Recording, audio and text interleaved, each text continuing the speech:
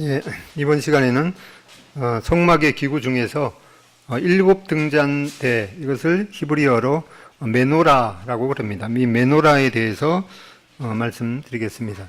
그리고 이 성막에 대해서 이렇게 자세하게 공부하는 이유는 성경에 이 성막에 대해서 많은 양에 대해서 말씀하고 또 똑같은 말씀을 또 반복해서 이렇게 말씀하시고 있기 때문에 하나님께서 중요한 것들을 이 성경에서 우리에게 거듭거듭 이렇게 말씀하시기 때문에 우리도 이 말씀에 대해서 중요하게 대해야 되기 때문에 이렇게 좀 자세하게 살펴보게 됩니다.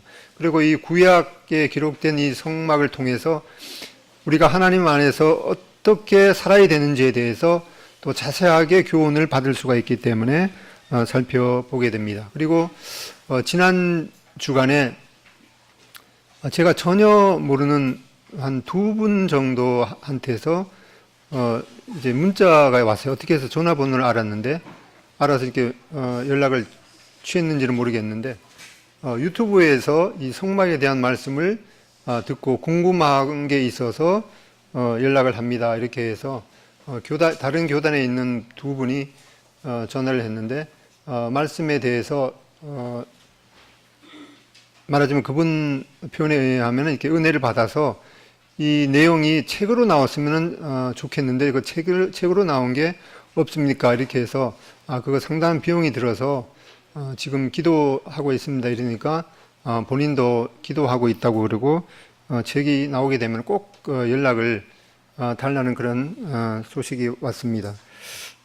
아무튼 이 내용을 책으로 이렇게 만들려고 하는 그런 그 생각을 가지고 있는데 하나님께서 원하시면은 인도해 주실 줄로 믿습니다. 먼저 이 성소와 이 지성소로 구분된 이 공간 안에 먼저 이 성소에 있는 이 3가지의 기구를 보게 됩니다. 먼저 우리가 살펴보게 되는 것은 이 성소와 여기가 이제 지성소죠. 그러니까 성소는 지성소의 약 꼭 이 2배의 공간, 방으로 된 공간이죠. 여기 지성소가 가로 세로 높이가 10규빗, 그러니까 5m, 5m, 5m, 가로 세로 높이가 5m인데 여기 성소는 이 지성소의 이 2배 되는 공간입니다. 거기에 이 3가지 기구가 있습니다. 금등대와 또 그 맞은편에 12개의 떡을 진설한 진설병 상이 있습니다. 그리고 지성소로 들어가는 입구에 금으로 된 이 향을 피우는 금향단이 있는데 이 3가지 기구가 다 이 하나님과의 이 교제에 대한 그런 내용입니다. 그러니까 이 다음 차례에 살펴보게 되겠지만은 이 진설병상은 이 12개의 진설해 놓은 그 떡, 이 떡을 제사장들이 먹게 됨으로 말미암아서 이것은 하나님 안에서의 교제의 이 본질을 말씀해 주고 있습니다. 그리고 오늘 살펴보게 되는 이 금등대는 이 성소 안에 이 바깥으로 난 그런 창문이 없습니다. 창문이 없고 지난번 시간에 살펴봤듯이 4개 덮개로 이렇게 덮여 있기 때문에 이 빛이 없으면은 이 등대가 없으면 깜깜한 그런 상태가 되는데 이 금등대로 말미암아서 이 교제에 필요한 이 빛을 제공받게 됩니다. 이것은 그리스도 안에서의 우리의 이 교제의 능력을 말씀해 주고 있습니다. 그리고 지성소로 들어가는 이 입구에 이 금 향단이 있는데 여기에서 이 향연의 기도가 하나님 앞에 상달됨으로 말미암아서 우리가 그리스도 안에서의 하나님과의 그 교제를 유지해 주는 그런 내용을 말씀해 주고 있습니다. 아까 읽었던 출애굽기 25장 31절로 40절에 보면은 이 순금으로 이 등잔 이 대를 만들라고 말씀하고 그 위에다가 7개의 등잔을 이렇게 올려 놓도록 했습니다. 그리고 아주 세부적으로 무엇은 어떻게 만들라 이렇게 말씀해 주시고 있습니다. 그것은 하나님께서 그런 하나님 앞에 중요하기 때문에 그런 자세한 내용을 말씀해 주시고 있습니다. 이 모양을 이렇게 7개의 가지로 이렇게 나도록 하고 중간에 이렇게 가지가 있고 양쪽으로 이제 이 세 쌍씩 합계 이 7개의 등잔 그 대를 가지를 이렇게 만들도록 하셨습니다. 밑판이 있고 이 줄기와 또 여기 꽃받침은 특별히 이 살구꽃 이 모양의 그런 모양으로 이렇게 만들도록 하고 그리고 등잔대에는 이 감람나무의 열매죠. 그러니까 올리브 그 기름으로 채워서 빛을 발하도록 이렇게 했습니다. 이 전체적인 모양이 이제 이거는 로마에 가면은 그 기도의 그 아치 거기 가 보면 벽에 이렇게 그 이스라엘 사람들이 AD 70년에 로마에 멸망하고 나서 로마 군인들이 이 성전에 있던 그런 기구들을 약탈해가는 그런 그 기념 부조가 이렇게 있습니다. 먼저 시편 132편 17절에 보면은 내가 거기서 다윗에게 뿔이 나게 할 것이라 내가 내 기름 부음 받은 자를 위하여 등을 준비하였도다. 이렇게 기름 부은 자 이것은 바로 예수 그리스도를 가리키고 있죠. 바로 기름 부은 자를 위해서 등을 준비하였도다 이렇게 말씀하고 있습니다. 그리고 이것은 보통 어떤 데는 이제 촛대로 이렇게 말씀하는데 그 당시에는 이제 초가 없었기 때문에 이것은 등대로 표현하는 게 정확한 표현이겠습니다. 그래서 이 히브리 말로 보통 이제 메노라라고 합니다. 메노라. 이 7 정금 등대를 메노라라고 하는데 이 등대는 이제 어떤 상징이 있는가 하니까 시편 132편 17절 여기 있는 것처럼 바로 기름 부은 자를 위하여 등을 준비하였도다. 이것은 바로 예수 그리스도의 상징인 것을 보게 됩니다. 주님께서도 요한복음 8장 12절 나는 세상의 빛이니 나를 따르는 자는 어둠에 다니지 아니하고 생명의 빛을 얻으리라. 이렇게 말씀하고 있습니다. 그리고 요한계시록에 보면은 그 하늘나라에는 바로 이러한 해와 달의 비침이 쓸데없으니 이는 하나님의 영광이 비치고 어린 양이 그 등불이 되심이라. 이렇게 말씀하고 있습니다. 이것은 또한 이 등대는 이 말씀의 상징이기도 합니다. 시편 119편 105절에 보면은 주의 말씀은 내 발의 등이요 내 길의 빛이니이다. 라고 바로 등대가 바로 말씀의 상징인 것을 보게 됩니다. 또한 이 등대는 이 성도, 우리 성도 또 교회의 상징이기도 합니다. 주님께서 마태복음 5장 14절에 이르기를 너희는 세상의 빛이라. 주님께서 말씀하시기를 내가 이 세상에 있는 동안에는 세상의 빛이라. 주님께서 세상에 있는 동안에는 주님이 빛이시고 주님이 승천해서 하늘나라로 간 상태에 지금은 바로 우리가 세상의 빛이라 이렇게 말씀하고 있습니다. 또한 요한계시록 1장 20절에는 7 촛대, 이제 원래 촛대가 아니라 7 등대죠. 7 등대는 바로 7 교회라 이렇게 말씀하고 있습니다. 또한 이 등대의 그 빛은 바로 이 성령의 상징인 것을 보게 됩니다. 이러한 모든 이 성막에 대한 것이 하늘나라에 실제로 있는 것들의 모형이라고 말씀하시기 때문에 하늘나라의 실제적인 그런 모습을 보게 되면 요한계시록 4장 5절에 보좌 앞에 등불 7이 있으니 이는 하나님의 7 영이라. 바로 하나님의 보좌 앞에 있는 이 7 등불이 바로 하나님의 7 명, 이 성령의 7가지의 그 특성을 나타내는 것임을 말씀해 주고 있습니다. 그러면 이 등잔대를 어떻게 만들라고 말씀하셨는가? 이것은 먼저 이 정금 1달란트. 1달란트는 이제 그 구약의 그 무게 단위하고 지금하고는 조금 차이가 있기 때문에 이것이 정확하게 이렇게 34kg는 아니지만은 대체적으로 이 30에서 40kg의 그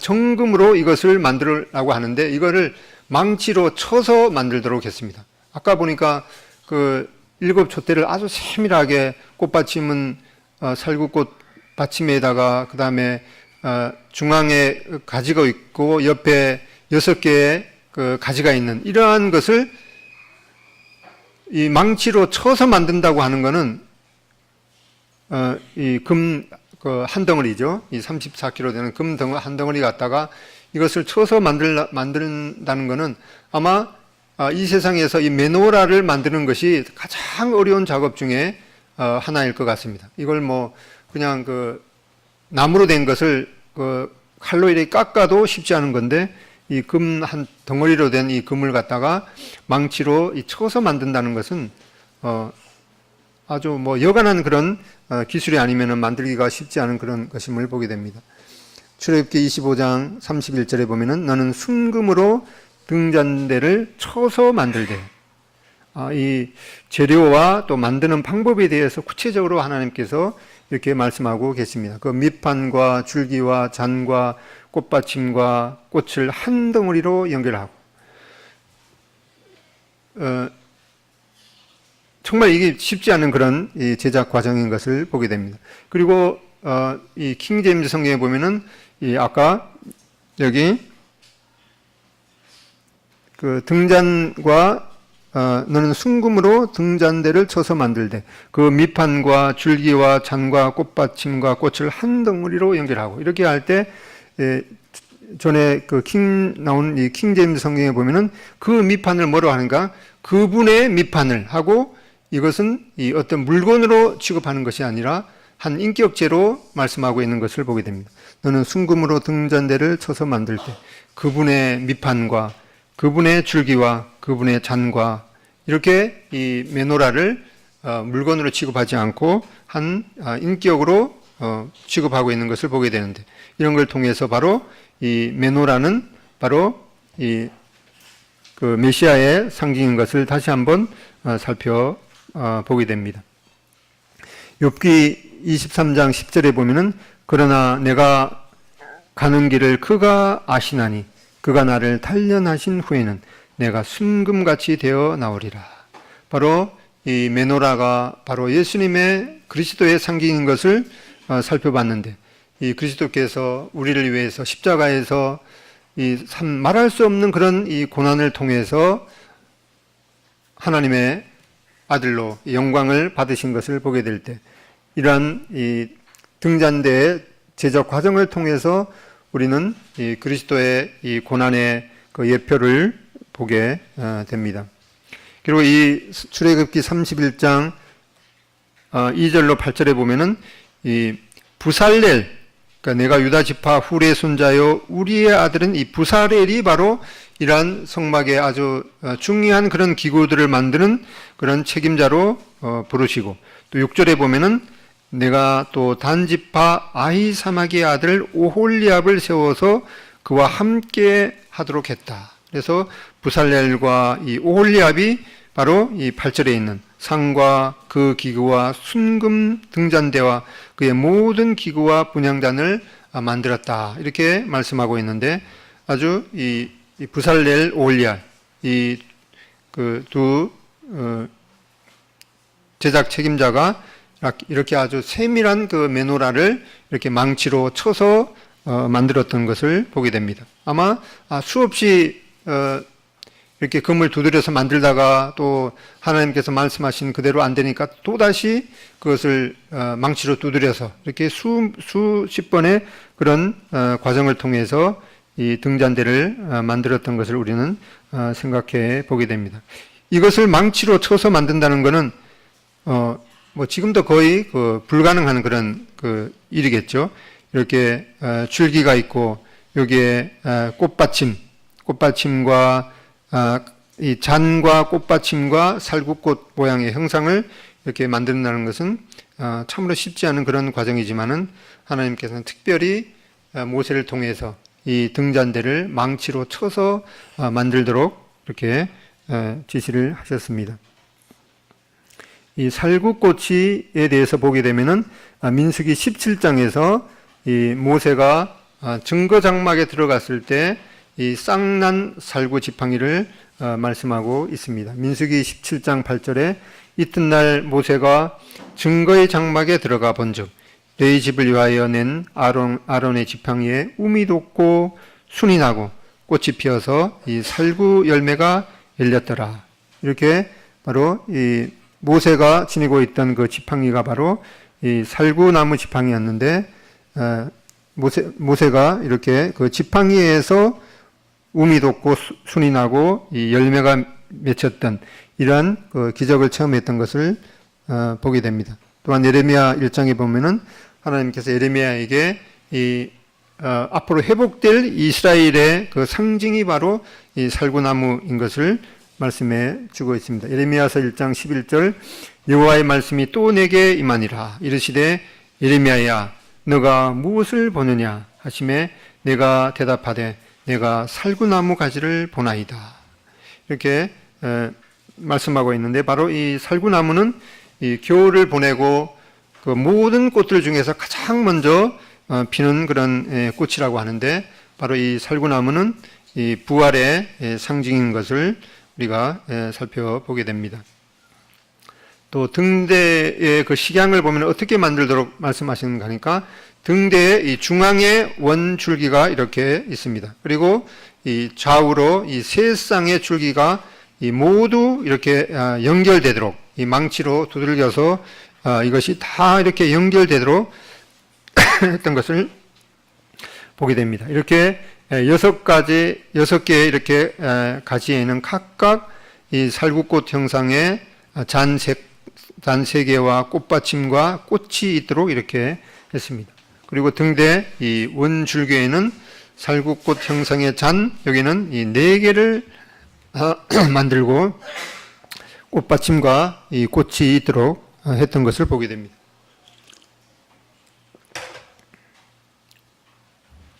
우리는 요한복음 15장에서 주님께서 말씀하시기를 나는 포도나무여 너희는 가지라 이렇게 말씀하신 것처럼 우리가 주님 안에 한 지체로 붙어 있는 그런 가지인 것을 말씀해 주신 것을 보게 됩니다. 또 이렇게 7개의 그 가지를 만들어서 그 위에다가 이 등잔은 따로 만들어서 등대 위에 놓아서 이 심지로 불을 밝히도록 했던 것을 보게 됩니다. 출애굽기 25장 37절 등잔 7을 만들어서 그 위에 두어서 앞을 비추게 하도록 이렇게 말씀하신 것을 보게 됩니다. 그리고 이 등대를 관리할 때는 이제 끊이지 말고 등불을 계속해서 켜 두어야 했습니다.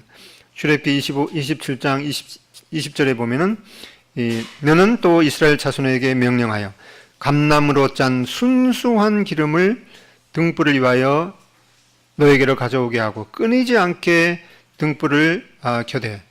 이 성막 안에서 이 등불이 꺼지면은 뭐 갑자기 완전히 깜깜한 그런 암흑이 되기 때문에 이렇게 끊이지 않고 등불을 켜도록 이렇게 제사장에게 말씀하셨습니다.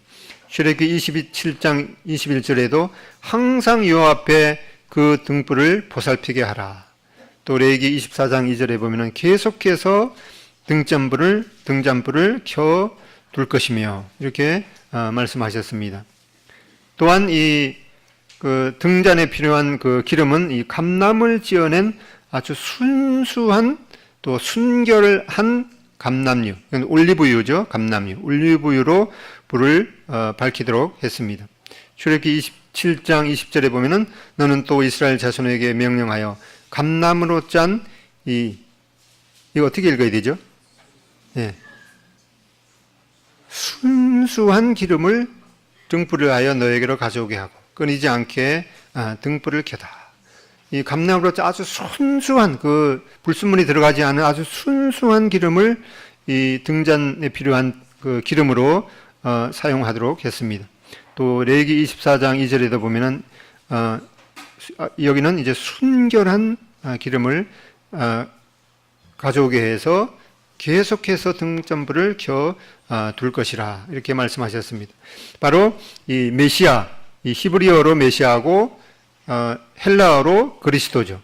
메시아는 바로 이 기름 부음 받은 자라는 그런 의미죠. 이 기름 부음을 받는다는 것은 이 아버지 하나님 앞에 이 공인되는 그런 것이기도 하죠. 제사장과 선지자와 이 왕이 구약에서 이렇게 기름 부음을 받았는데 바로 예수님께서는 이러한 세 가지 역할을 동시에 하신 분이기도 하신 것을 보게 됩니다. 이사야서 61장 1절에 주 여호와의 영이 내게 내리셨으니 이는 여호와께서 내게 기름을 부으사, 바로 예수님께서 이 하나님 앞에 공인되는 그런 기름 부음 받은 메시아 곧 그리스도이신 것을 보게 됩니다. 또 사도행전 10장 38절에 하나님이 나사렛 예수에게 성령과 능력을 기름 붓듯 하셨음에, 이 예수님께서 이 세상에 나셨을 때 바로 예수님께 이 성령과 능력을 이 기름 붓듯 하심으로 말미암아서 예수님께서 바로 이 그리스도로 공인된 것을 우리가 보게 됩니다. 이렇게 해서 등대는 바로 이 말씀이신 그리스도의 빛 되심과 또한 기름은 바로 이 성령의 상징인 것을 보게 됩니다. 이스라엘이나 터키 이런 쪽에 가면은 아주 감람나무를 이제 많이 볼 수가 있는데 이것이 보통 수천 년까지 이렇게 자란다고 그러죠. 그리고 이 열매가 맺히는 것은 아주 오래된 감람나무에서 열린다고 합니다.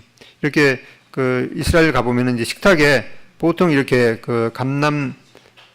이게 올리브 나무 열매죠. 이 감람을 이렇게 음식을 이렇게 내오는데 맛은 별로 없어요. 약간 떨떠름한 게 맛은 별로 없는데 하여튼 올리브 다른 기름은 보통 이렇게 열을 가해서 참기름을 짠다든가 이러면 참깨를 이제 볶아서 그 기름을 짜게 되는데 이 올리브유는 이 감람을 볶지 않고 그냥 이 압착을 해서 짜는 기름이죠. 그래서 이 올리브유를 요리를 할 때는 이 비등점이 낮기 때문에 열을 가하면은 이 영양소가 이제 파괴된다고 이렇게 얘기도 합니다. 이렇게 이 감람을 이렇게 짜서 이 감람유, 올리브유를 만들게 됩니다. 이렇게 옛날에는 이렇게 뭐라 그러죠? 이게 돌맷돌로 같은 걸로 이렇게 감람을 이렇게 찧어서 이렇게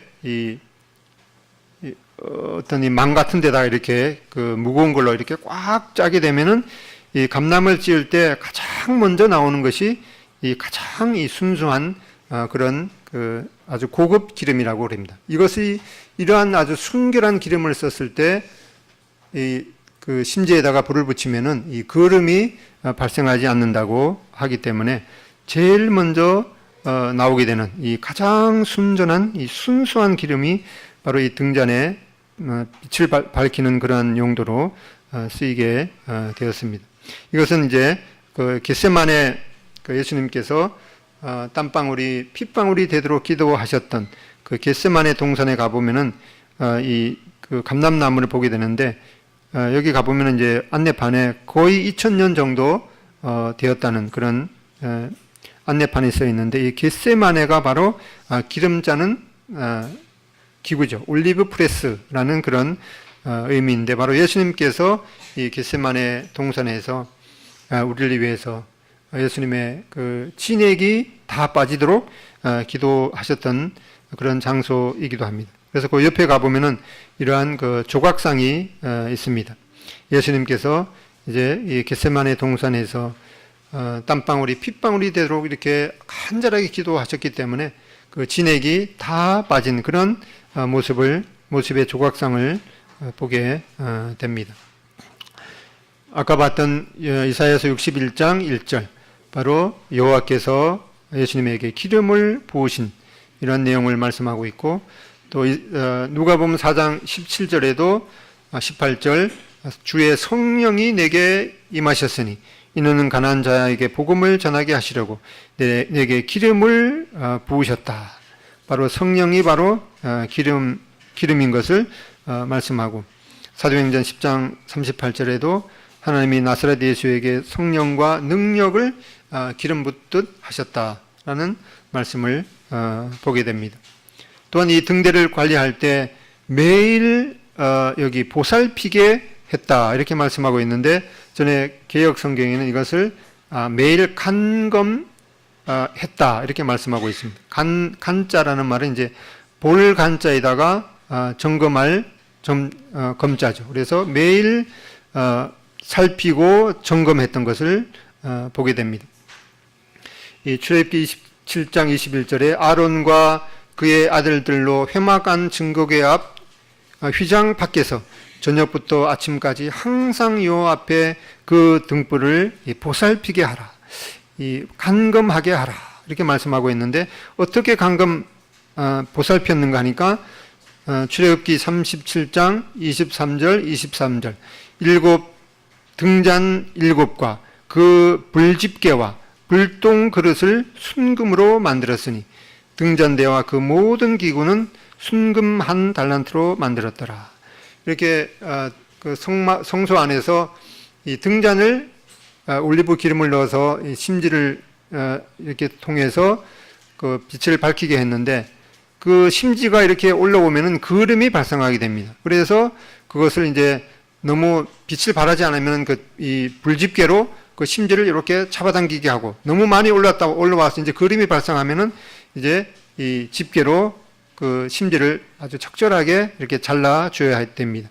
그리고 잘라주고 나서 그 심지를 자른, 말하자면 그걸 불똥이라 그러죠. 불똥을 담는 이 그릇도 이렇게 만들도록 했습니다. 이 그릇도 그냥 뭐 대충 그릇으로 사용한 것이 아니라 이것도 순금으로 만들도록 했습니다. 이렇게 하나님께서 이 메노라 이 일곱 등잔대의 그런 그 사용 규례에 대해서 이렇게 세밀하게 만들도록 하시고, 또 그렇게 관리하라고 지시하시는 것을 보면은 이러한 규례들이 하나님 앞에 아주 중요하기 때문에 이렇게 지시하신 것임을 보게 됩니다. 그래서 이 갈라디아서 6장 1절, 형제들아 사람이 만일 무슨 범죄한 일이 드러나거든 신령한 너희는 온유한 심령으로 그러한 자를 바로잡고 너 자신을 살펴보아 너도 시험을 받을까 두려워하라.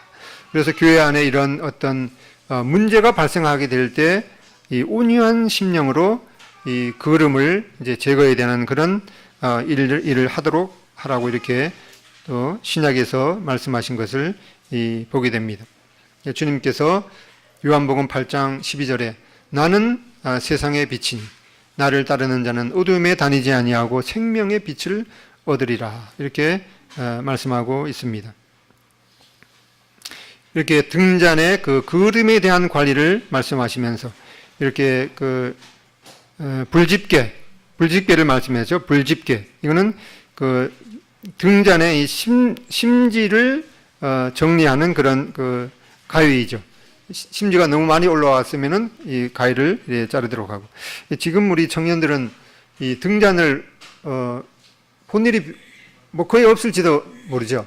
우리 한 40, 50대 우리 그 성도님들은 뭐 그 전기가 없거나 또 전기가 수시로 이렇게 나가기 때문에 그 전기가 나갔을 때는 그 등잔에다가 그 기름을 넣어서 이렇게 그 공부하기도 했습니다. 그래서 만약에 학교에 가갖고 숙제를 못했으면 무슨 핑계가 제일 좋은 핑계가 아닌가 하니까 어저께 전기가 들어오지 않았어요. 뭐 그렇게 핑계 대면은 아주 그 유용한 핑계 중에 하나였습니다. 우리 청년들은 아마 그 이해가 잘 안 갈지도 모르겠는데, 이 등잔을 이렇게 사용하도록 했습니다. 그리고 이 심지가 많이 안 올라와 있으면 이 가위로 잡아당기고, 너무 많이 올라와 있으면은 이렇게 가위로 자르도록 했는데, 그것을 바로 출애굽기 37장 23절 등잔 7과 그 불집게와 불똥그릇을 이렇게 순금으로 만들도록 했습니다. 이렇게 성소 안에서 하나님을 섬기는 이러한 것들은 아주 하나님 앞에서 경건하고 엄숙한 그런 이 과정이기 때문에, 이러한 것들을 이제 순금으로, 이러한 모든 기구들을 이 순금으로 만들도록 했습니다. 그렇게 해서 이제 그 제사장이 요 앞에서 그 등불을 항상 이렇게 간검해야 됐습니다. 이 거름이 발생하지는 않는지, 또 너무 심지가 밑으로 들어가서 불이 희미하지는 않는지, 이러한 것들을 이 제사장이 항상 이렇게 보면서, 또 기름이 부족하면은 또 기름도 올리브 기름도 아주 순수한 그 기름을 여기에다가 보충하면서 항상 그 불이 밝히도록 이렇게 했습니다. 앞에서 봤듯이 그 둘레가 그 널판으로 이렇게 됐는데, 널판이 금으로 만들어져 있었죠. 금으로 입혀져 있었기 때문에 여기에 7개의 등잔에서 발하는 이 빛으로 말미암아서 이 사방은 바로 아주 휘황찬란한 그런 그 금색을 이렇게 발하게 되는 것임을 보게 됩니다. 그래서 이 제사장이 이 등잔을 관리하게 될 때 이 불집게로 이 불똥을 이렇게, 심지가 조금 더 너무 많이 올라왔으면 이렇게 거름이 발생합니다. 그러면 제사장이 이 심지를 이제 불집게로 이렇게 적절하게 이렇게 잘라 주었습니다. 이것은 바로 이 불평불만을 잘 관리하고, 또 거름이 발생하는, 연기를 발생하는 이런 것들은 바로 이 범죄를 차단하는 그런 것이기도 합니다. 이렇게 이 심지가 올라가지 않게 적절히 잘라 줘야 되죠. 그래서 이 심지가 거름을 발생하는 것은, 이 심지가 너무 많이 올라가 있을 때 그 거름이 발생하게 되는데, 이 교회 안에서 어떤 그 자기의 분수에 넘는 그런 과욕, 이러한 것들을 하게 될 때 이 거름이 발생하게 되죠. 여기에 그 과유불급이라는 말이 있습니다. 우리 한자 선생님 어디 갔지? 네. 무슨 뜻인지 아나요? 과유불급. 네. 여기 뜻을 잘 모르겠으면 음과 훈을 한번 말해보죠. 네? 네? 지나칠과 오히려유 안일불 미칠급. 그러니까 넘치는 것은 오히려 어디에 미치지 않는 것과 같아, 이런 거죠. 그러니까 이 넘치는 것은 오히려 그 부족함만 못하다, 뭐 이런 표현도 쓰게 되는데, 이렇게 지나치는 것은 어디에 이르지 못하는 것이다, 이런 것이 있는데, 바로 우리는 이 하나님 앞에서 이 성령 충만과 이 절제의 균형을 맞추는 것이 필요하겠습니다. 또한 이렇게 등잔을 만들어서 등잔불을 밝히는 그러한 규례에 대해서 이렇게 말씀하고, 또 이 성막이 이렇게 이동하는 그런 기구였기 때문에 다른 데로 운반할 때는 그냥 뭐 대충 이렇게 그 등잔대를 둘둘 말아서 이렇게 가는 것이 아니라, 이렇게 옮길 때에도 아주 세밀한 그런 그 규례를 말씀했습니다. 민수기 4장 9절에 보면은 이 청색 보자기를 취해서 등잔대와 등잔들과 불집게들과 불똥그릇들과 그 쓰는 바 모든 기름 그릇을 덮고, 처음에는 이렇게 청색 보자기로 덮어야 했습니다. 이렇게 청색 보자기로 등대와 등잔들, 또 관리에 사용되는 불집게, 불똥그릇, 그리고 모든 기름 그릇을 낱낱이 처음에는 이제 청색 보자기로 덮었습니다. 그 다음에 바로 해달의 가죽 덮개 안에 그것을 넣었습니다. 이렇게 청색 보자기로 싸서 그것을 이 검은색 해달의 가죽 덮개 안에 넣도록 했습니다. 민수기 4장 10절.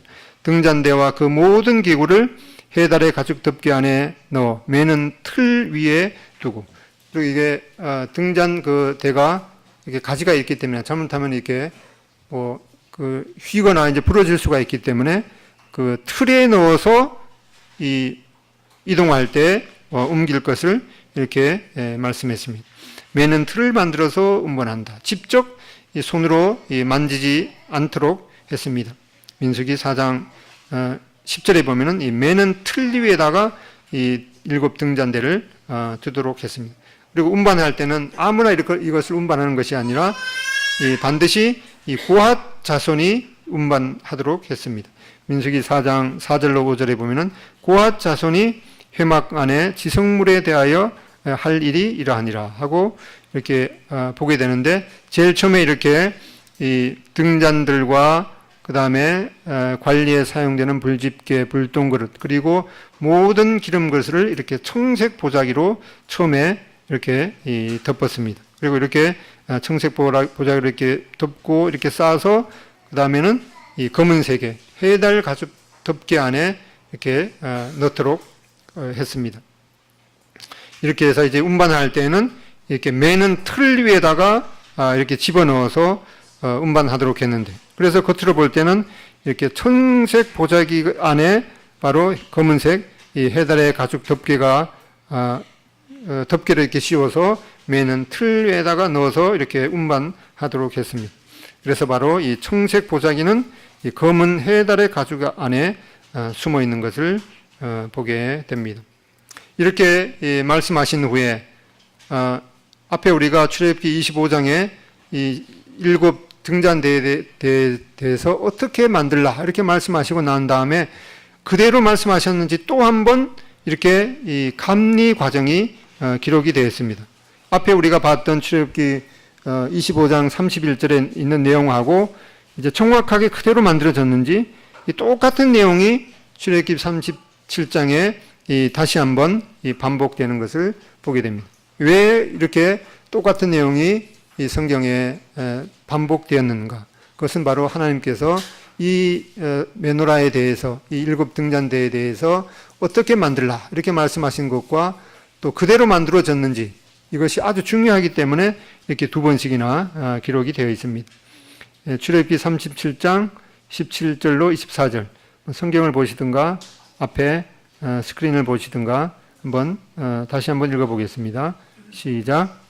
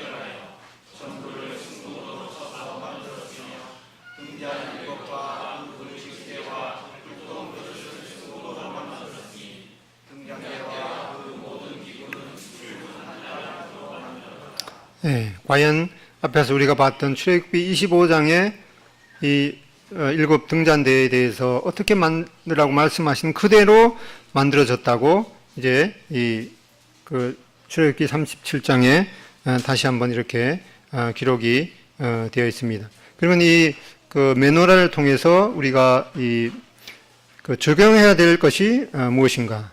첫 번째로 이 등잔대는 그 바깥으로, 이 성소의 바깥으로 향하는 그 열려진 그 창문이 전혀 없었죠. 그래서 이 등잔대는 성소 안에 유일한 빛이신 것을 보게 됩니다. 바로 주님의 말씀은 우리 삶의 절대적인 지표가 되는 것을 보게 됩니다. 근데 이 예수님께서도 말씀하시기를 내가 곧 길이요 진리요 생명이다.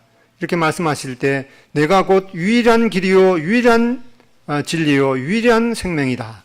근데 이 말씀은 이제 배타적인 것을 요구하고 있습니다.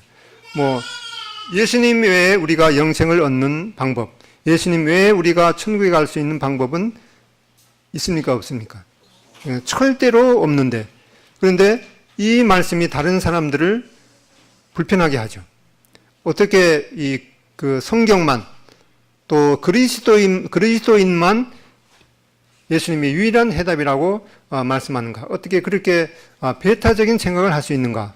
이것은 다른 사람을 이제 불편하게 만들기 때문에 다른 사람도 인정하라는 그런 요구들을 우리 그리스도인 외에 다른 사람들이 계속 그것을 요구하고 또 그러한 것들을 이제 법으로 제정을 하려고 하고 있습니다.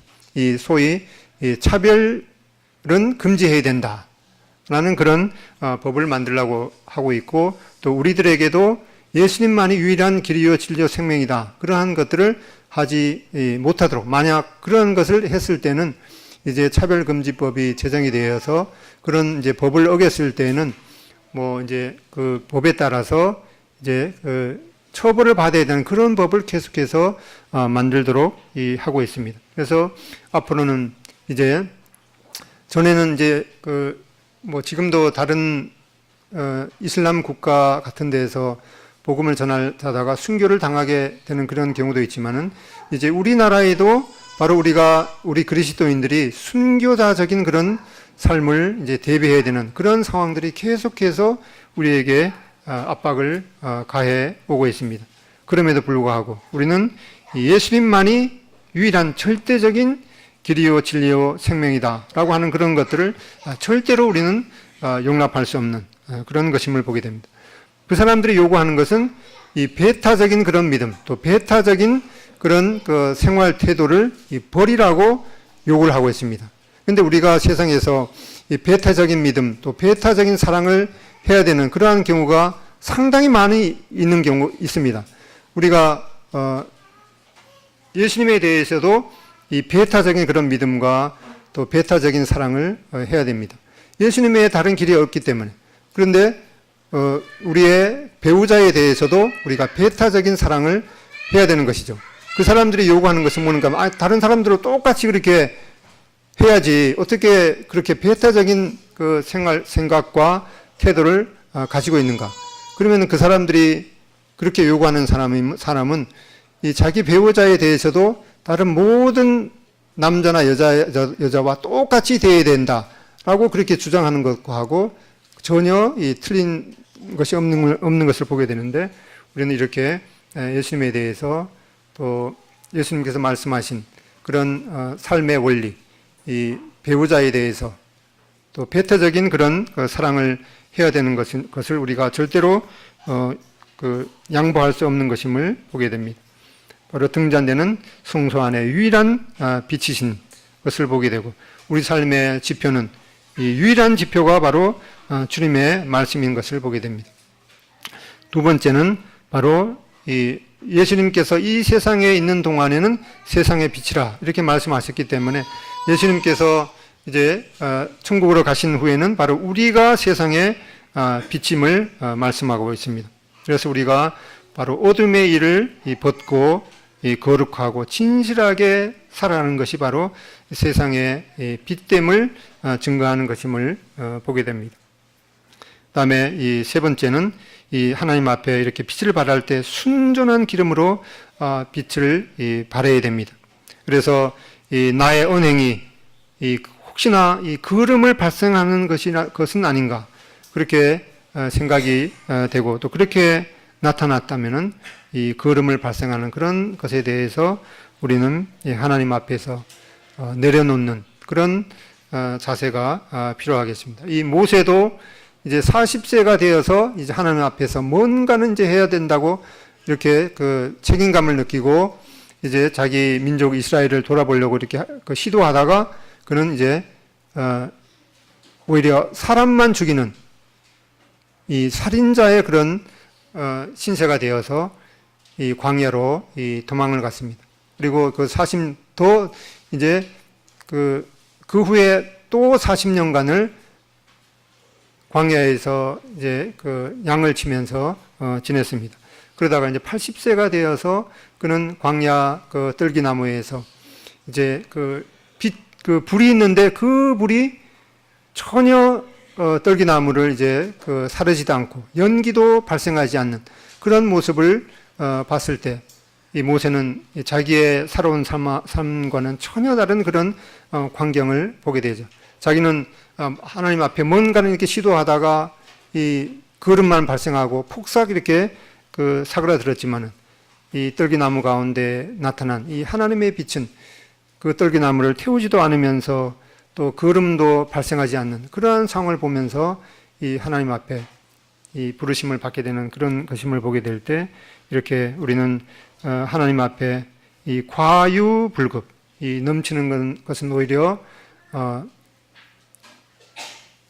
미칠 어디에 이 다다르지 못한 것과 같아라는 그런 것은 이제 뭐 논어에 나오는 얘기 말씀이기도 하지만은 이 모든 이 진리는 또 하나님의 진리이기 때문에 우리는 이렇게 나의 언행이 그름을 발생시키는 것이라면은 하나님 앞에서 내려놓는 그런 연습을 하게 되는 것이 참 이렇게 필요하겠습니다.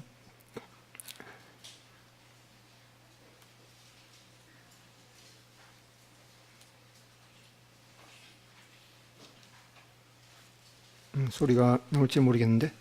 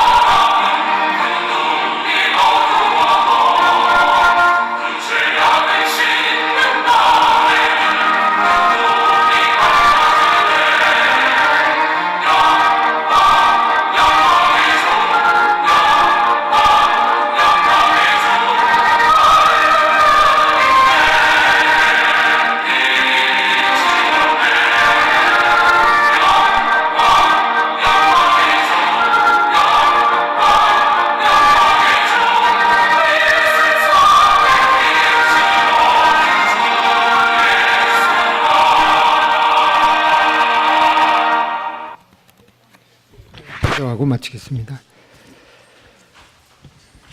아버지 하나님,